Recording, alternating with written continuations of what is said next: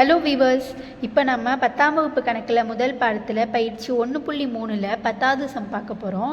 அருகில் உள்ள அட்டவணையில் 4 நபர்களின் முன்னங்கைகளின் நீளம் மற்றும் அவர்களுடைய உயரங்களின் தகவல்கள் வழங்கப்பட்டுள்ளன. அந்த விவரங்களின் அடிப்படையில் ஒரு மாணவர் உயரம் y மற்றும் முன்னங்கை நீளம் x-க்கான உறவை y = ax + b என கண்டுபிடித்தார். இங்கு a மற்றும் b ஆகியவை மாறிலிகள். என்ன கொடுத்துருக்காங்கன்னா, கீழே இருக்கிற அட்டவணை வந்துட்டு 4 மாணவர்களுக்கான முன்னங்கை நீளத்தையும் அவங்களோட உயரத்தையும் சொல்லுது. ஓகேவா? இப்போ ஒரு மாணவருக்கு 35 சென்டிமீட்டர் நீளம் முன்னங்கை நீளம்னா அவனுடைய உயரம் எவ்வளோ இருக்குன்னா 56 அங்குலம் இருக்குது. ஓகேவா? அங்குலத்தில் தானே கொடுத்துருக்காங்க. அதுக்கப்புறம் என்ன கொடுத்துருக்காங்கன்னா, உயரத்தை வந்துட்டு ஒய்ன்னு நம்ம குறிக்கணும், முன்னங்கை நீளத்தை எக்ஸ்ன்னு குறிக்கணும் அப்படின்னு சொல்லிட்டு கொடுத்துட்டாங்க. அப்புறம் ஒரு ஈக்குவேஷன் கொடுத்துருக்காங்க, சமன்பாடு மாதிரி.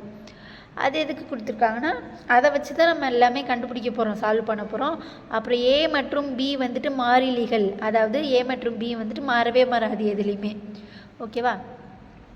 இதில் ஃபஸ்ட்டு அதுக்கப்புறம் இதெல்லாம் நம்மளுக்கு கொடுத்துருக்க இன்ஃபர்மேஷன். இதை வச்சு நம்ம வந்துட்டு 4 கொஸ்டின் கேட்டிருக்காங்க, அதை நம்ம கண்டுபிடிக்க போகிறோம். ஈஸி தான், ரொம்ப ரொம்ப. இந்த உறவு சார்பாகுமா என ஆராய்க. ஃபஸ்ட்டு இந்த உறவு சார்பாகுமா என ஆராயறதுக்கு ஈஸியான வழி என்னது? அம்புக்குறி வரைகிறது தான். வேறு என்ன இருக்குது?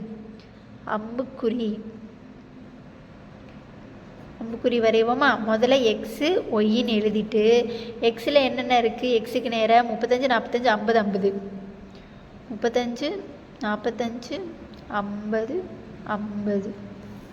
அடுத்து 56 69 60 அது எழுதுவோமா? 56 65 69.5 74. இதை நாம் அப்படியே மார்க் பண்ணோம்னா 35 நீளம் முன்னங்கை நீளம் இருக்கும் மாணவருக்கு 56 அங்குலம் உயரம் உள்ளது.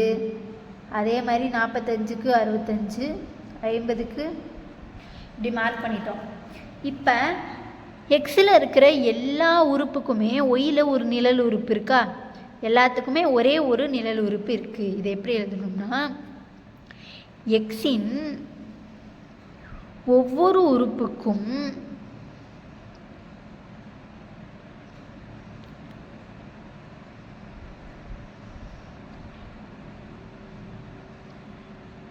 ஒய்யில் ஒரே ஒரு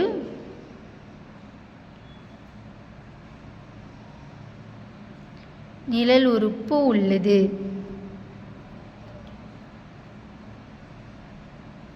நிழல் உறுப்புனா அதுக்கு ஒரு மேட்சிங்காக ஒரே ஒரு உறுப்பு இருக்கா? எக்ஸில் இருக்கிற எல்லா உறுப்புக்கும் ஒய்யில் ஒரே ஒரு நிழல் உறுப்பு உள்ளது. எனவே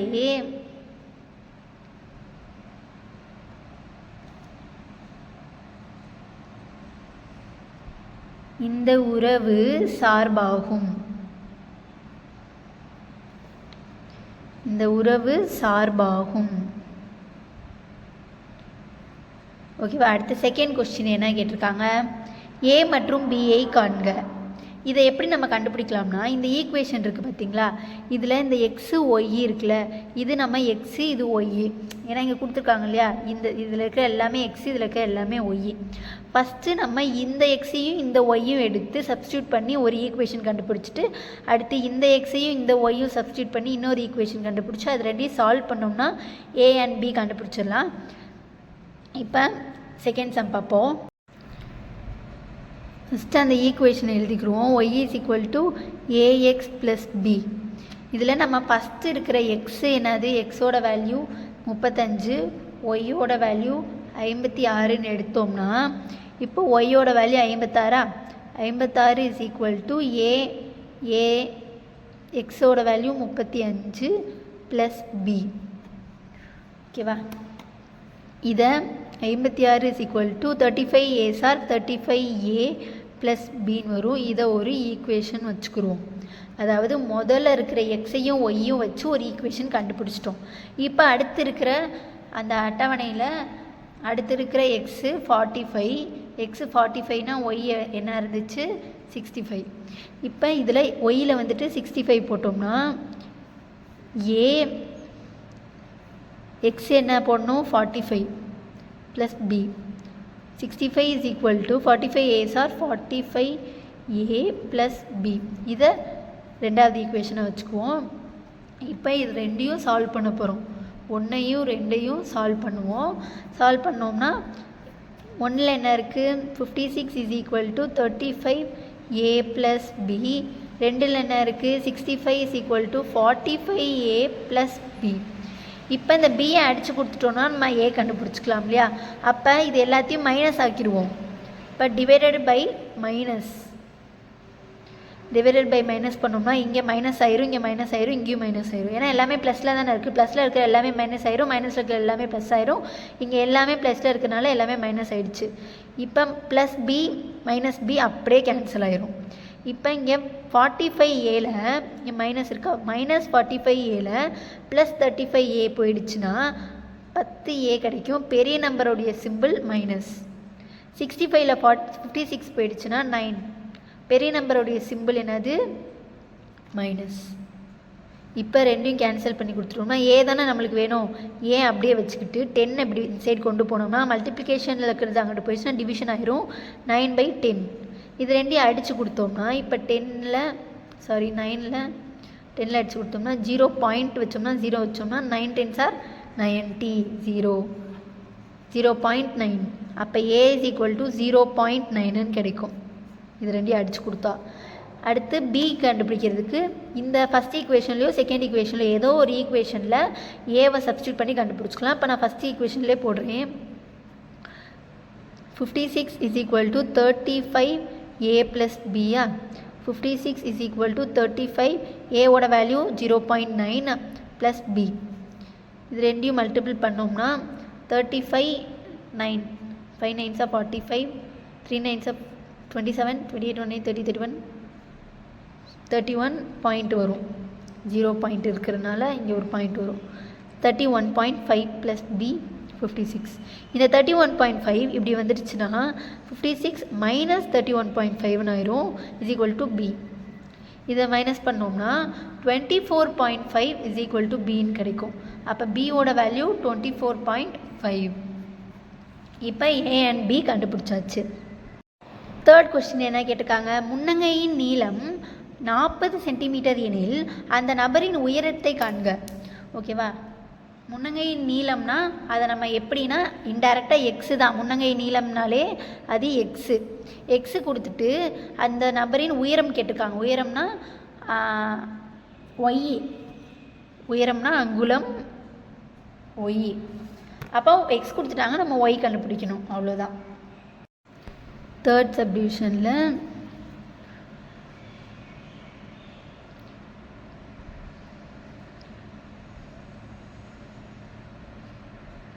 முன்னங்கையின்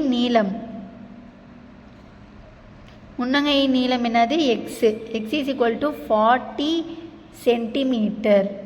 40 சென்டிமீட்டர் கொடுத்துட்டாங்களா. நம்மளை என்ன கண்டுபிடிச்சிருக்காங்க, உயரம் கண்டுபிடிச்சிருக்காங்க. அதுக்கு ஃபஸ்ட்டு எப்பயும் போல் அந்த ஈக்குவேஷன் எழுதிக்கிறோம். Y is equal to ax plus b. இதில் எக்ஸ் இருக்கிற இடத்துல 14 சப்ஸ்டியூட் பண்ணுவோம். Y is equal to a கண்டுபிடிச்சோம்ல இப்போ தான் 0.9 இன்ட்டு எக்ஸு 40 ப்ளஸ் பி என்னது 24.5. இது ரெண்டையும் மல்டிபிள் பண்ணோம்னா 36 0 ஒரு பாயிண்ட் வச்சோம்னா 0 கேன்சல் ஆகிரும். இது ரெண்டையும் மல்டிபிள் பண்ணோம்னா ப்ளஸ் 24.5. இப்போ இது ரெண்டையும் ஆட் பண்ணோம்னா 60.5 வரும். 60.5 ஒய் இஸ் ஈக்குவல் டு 60.5. இதை அங்குலம்னு எழுதணும். ஏன்னா உயரத்துக்கு அங்குலம்னு கொடுத்துருக்காங்க. அங்குலம்னு எழுதலைன்னா கண்டிப்பாக மார்க் குறைக்க அதிகமான வாய்ப்பு இருக்குது. வாய்ப்பை குறைப்பாங்க. ஓகேவா? இது உயரம், இது இப்படி தான் எழுதணும். இந்த ஈக்குவேஷனை வச்சு கண்டுபிடிச்சக்கப்புறம் உயரம் ஒய் இஸ் ஈக்குவல் டு 60.5 அங்குலம் அப்படின்னு எழுதணும். இதுதான் ஆன்சர். அடுத்த கொஸ்டினில் என்ன கேட்டிருக்காங்க, உயரம் 53.3 அங்குலம் எனில் அந்த நபரின் முன்னங்கையின் நீளத்தை காண்க. இங்கே வந்துட்டு உயரம் கொடுத்துட்டாங்க அப்படின்னா ஒய் கொடுத்துட்டாங்க, முன்னங்கையின் நீளம் கேட்டிருக்காங்க அப்படின்னா எக்ஸு கேட்டிருக்காங்க. ஓகேவா? கண்டுபிடிச்சிருவோமா? என்ன கொடுத்துருக்காங்க, உயரம் கொடுத்துட்டாங்க. உயரம்னா ஒய் 53.3 அங்குலம் கொடுத்துருக்காங்களா. இப்போ அந்த ஈக்குவேஷனை எழுதிக்கிடுவோம். ஏஎக்ஸ் ப்ளஸ் பி, இங்கே ஒயில் வந்துட்டு 53.3 இஸ் ஈக்குவல் டு ஏ வந்துட்டு 0.9, எக்ஸு வந்துட்டு அதை தான் கண்டுபிடிக்கணும், ப்ளஸ் பி என்னது 24.5. இப்போ இது இப்படியே கொண்டு வந்தோம்னா 53.3 minus 24.5 is equal to 0.9x. இந்த 24.5 இங்கிட்டு வரப்போ மைனஸில் வந்துடும். இது ரெண்டையும் மைனஸ் பண்ணோம்னா 53.3 24.5 8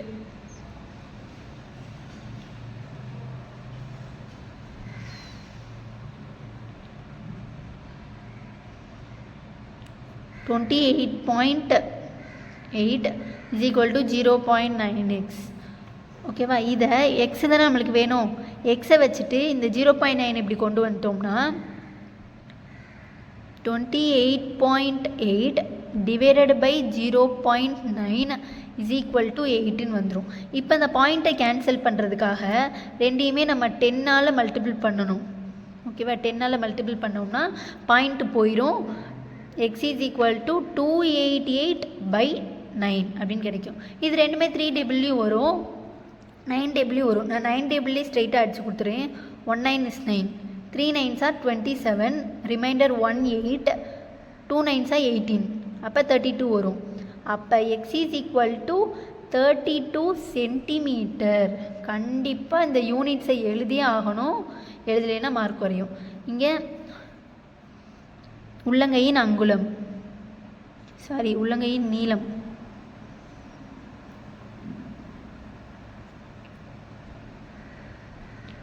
உள்ளங்கையின் நீளம் X is equal to 32 centimetre அப்படின்னு எழுதணும். ஓகேவா. நான் இடம் இல்லாதப்போ இல்லாதனால இப்படி எழுதியிருக்கேன். நீங்கள் கீழே அப்படியே ஃபாலோ பண்ணி எழுதிருங்க. தேங்க்யூ ஃபார் வாட்சிங்.